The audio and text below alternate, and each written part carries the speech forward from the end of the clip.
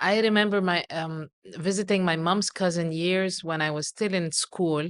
I was 14, and he's an architect. He had his own studio in Madrid, and he was doing a commission, drawing a house for a lady in Switzerland, and listening to music. And I looked at him, oh, this is so nice. I would like to draw and listen to music. He said, don't do that. As a lifestyle, you Yeah, liked exactly. And I said, no, I'm going to be an architect. So Ayman really influenced my decision because I really loved that Yeah, he was able to draw and to yeah. listen to music. And even though my father was in Polytechnique, where you also have engineering and you have architecture department in engineering, but I wanted to go to fine arts. So you gravitated more to the artistic, the humanity side rather than the Yes. technical, scientific end. It was a bit Yeah, of a fight, but things turned out really nice for yeah, me. And yeah. I managed to, my grades only allowed me to go to fine arts. I missed all the Polytechnique that year, so I was so glad. Yeah, yeah, yeah. I remember attending a lecture by Dr. Fathi Saleh, who created the CultNet, the National Center for Documentation of Culture and Natural Heritage. Mhm. I think this is the abbreviation. Yeah. And he was just back from Paris after finishing his post, and that was the beginning of the years 2000. So digitizations was a very new field, and using technology in the world of arts and culture was very premature still. And he started digitizing What year was this, series Omniya? 2000. 2000. Exactly. So he started digitizing a series of postcards he found on Egypt, and he made a CD out of it, and it was really exciting. Mm. And I went to him afterwards and I said, so I just finished architecture school. Probably this is not what you need, but I like what you're doing. And can I come and see if I can give a hand? And he actually said, yes, come. And I worked with them for like maybe 6 months on natural history, natural heritage. So I learned. Just because you saw the postcards and you liked what he was doing. I just liked what the center was working on, and I always have something for culture and for heritage and history. And he assigned me to work with Dr. Hala Barakat, who is her career is she has a botanical background, and she was documenting the natural sites in Egypt. And because it was the beginning when we were also declaring them protected zones. Yes. It was really interesting to work with them, but then my father felt like I've done all these 5 years of architecture not using it, so he somehow wasn't happy. So I went and got another job, and I was working for real estate and doing some architecture modification for the flats when they're bought, which was also an interesting experience. Afterwards, I lived a little bit in this compound. So I applied to do my master's in Belgium. I actually had two places I wanted to go to. There was the Princess School in London, and Belgium, there is the Raymond Lemaire Center for Conservation. And I was accepted in both. A friend of mine, much older than me, who was already living in Belgium, and she did this master's, she came with the application. How Because we didn't have funny. internet, Yeah, you see? yeah. And she came with a copy of the application, and she said, Omniya, I think you have to go do this. And she gave it to me and she said, fill it and let's see. And I filled the application, sent it by post, and I got the approval. And my dad immediately said, even though it's interesting, but with my father, like all those years, I used to share his car, but it's because he refused to buy me one. But then when I said I want to go to Belgium to study, which was almost the same cost because I am dual national, so I wasn't allowed any grants. So he said, no, I'll pay it for you. And I was like, well, you didn't pay for my car. I said, no, I'm investing in you. That's different. It's different. It's different. It's Yeah. different. When I moved to London in 2015, I was just finishing up my PhD in history in France. So I didn't know anyone in London. So I went to the V&A and I booked to attend a seminar day on Damascus Room. I said, definitely I meet someone.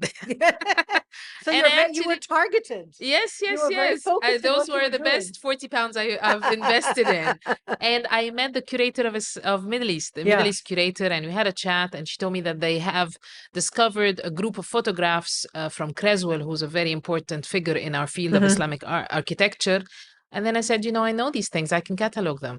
And she proposed, she actually, because she is on the board of the technical advisors of the Barakat Trust. So she said, how about you try applying for the Barakat Trust, and then they could pay for you to catalog at the museum. I This is how it see. started. That's how these things happen. Yeah, yeah. So it's not funded by the V&A No. because they're always looking for funding themselves. Museums are always struggling to Yeah. find money to survive. Of course. And so we're always applying for grants, trying to look for sponsorship. And the culture world always need a bit of help. And I think people have noticed with the pandemic the role of arts in our life and how it's very, very, very important, and how they're the very first to get the hit. And that's why you always need patrons. When you look at, even when you go back in history and you look at the peak moments when we had this richness in production of art, you will realize that there were patrons behind it. And it's as simple as that. You need to have people who believe that arts and culture are not a luxury, but they are a necessity. We need them so that life can be beautiful. And one of the things when I meet friends who are running big companies or who are on the board of banks or something, I just tell them, try to put a tiny, tiny, tiny percentage of your from your profits every year. Of course, education and health is important, and this is where all the money is mainly targeted to. But I always tell them it's very important to target the soul as well, and that's what art does. And tell me, what was the subject of your PhD? When I was doing the restoration, what I wrote about is how they built. You see, so I restored what they built. So I wanted to understand, how did they start all of this? How did they pick up the land? Where did they find the labor? What styles did they use? Why these styles? What material? So it was a fun and a very adventurous journey. And I always felt at the beginning, how am I going to find any information? But the Mamluk historians were very productive, and they've left us a wealth of information in the sources produced in the Mamluk period. We don't have drawings, unfortunately, but we have the monuments, and they tell a lot. And your PhD was completed in how many years? 8. 8. Well, we had the revolution, and life got in the way, and I had a baby. So my PhD is my second child. 8. And you did that where? It was in France, in the south of France, but I was mainly based in Cairo because my professor had a post in Egypt. And the work was here. And the work was here, exactly. I just went to show them my work and for my defense, and that's it. Yeah. I always encourage whoever wants to do it. I tell them it's not easy. It will take a lot of your time. You will have to do lots of sacrifices. At one point, my son couldn't link me with the beach because I was never on any beach holiday. I was in the library working. Yeah. And when I said no, now I finished. I can take a holiday. And he was a baby. Very and he was a baby. Yes, but it's a sacrifice. And so whether you can do it or not, it's not easy, of course. But I am very, very grateful for being given the opportunity to do it, because I never thought about doing a PhD, to be honest. Academia for me, because my father was in academia, and I didn't want to go through that path because I've seen how he was not always happy about the situation in Egypt. So I was never interested to work in the university. But then I worked on a project in Sayyidah Zainab with the Mairie de Paris. And my boss, the French lady, she took me by the hand one day, introduced me to Sylvie Denoir, who will be my professor afterwards. And she told Sylvie, Omniya needs to do a PhD. See, when I told you I have very important women in my life? So Christian Blanco is one of them. But I love that you listen to them. Yeah, and I was like, we always laugh about it because Sylvie always says, I just didn't understand when this woman coming to my office and saying, Omniya needs to do a PhD. But we had so much fun. And my professor was very much instrumental for me to finish, because she's a woman. She also had her son when she was doing her PhD. She understood the struggle you have to go through when you're doing such important work and the sacrifices. And she was always encouraging. And I think she taught me something very, very important. She told me, for herself, she said, all my life, I always felt that I wasn't doing enough to my work and I wasn't doing enough to my family. And I always lived with this guilt. So she said, my advice to you is try to live them both and don't feel guilty. And this feeling of guilt eats you. So she said, just try to balance it. You will never be able to make everybody happy, It's but every don't live woman. with the guilt. It's every Exactly. woman's big dilemma, and it Yes. never goes No, away. it's It not never goes easy. away. Yeah, yeah, yeah. The latest big project you did was co-curating the Islamic Art Biennale in Jeddah.